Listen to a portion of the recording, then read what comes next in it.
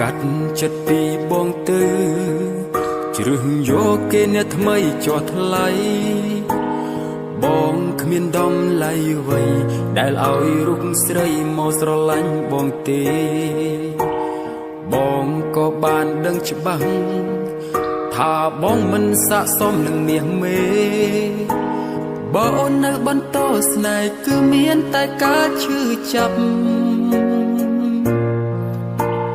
កាត់ចិត្តទៅណាស្រីគ្រូបងគ្មានអ្វីស័ក្តិសមនឹងស្ងួន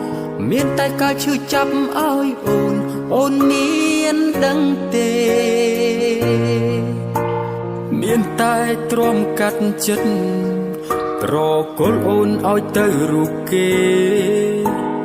ទុំដឹងថាឈឺចាប់ក៏បងសុខចិត្តដើម្បីក្តីសុខអូនណាថ្លៃ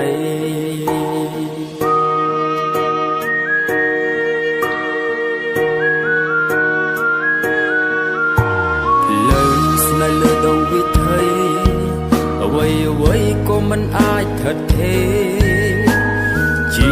វិតបងពេលនេះគឺមានតែបញ្ហាមិនចេះចប់ឡើយ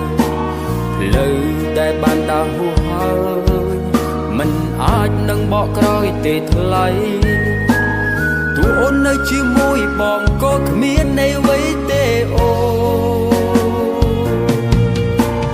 ព្រោះជីវិតបងពេលនេះបានដើរដល់ចំណុចត្រូវសូមទើបបងទ្រាំលះបង់អូនឲ្យទៅគេទាំងឈឺចាប់ជាតិនេះបងគ្មាននិស្ស័យ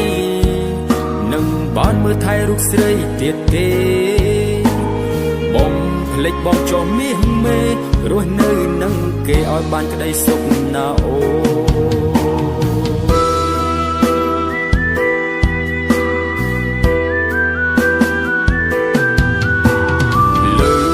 លើដងវិថីអ្វីក៏មិនអាចថិតថេរជីវិតបងពេលនេះគឺមានតែបញ្ហាមិនចេះចប់ឡើយលើដែលបានដើរហួសហើយមិនអាចនឹងបកក្រោយទេថ្លៃ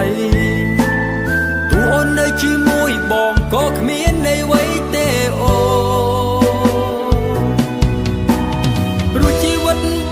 ពេលនេះបានដើរដល់ចំណុចត្រូវសូមទើបបងទ្រាំលះបង់អូនឲ្យទៅគេទាំងឈឺចាប់អូ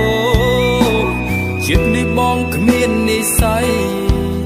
នឹងបានមើលថែរូបស្រីទៀតទេបងភ្លេចបងចូលមាសមេ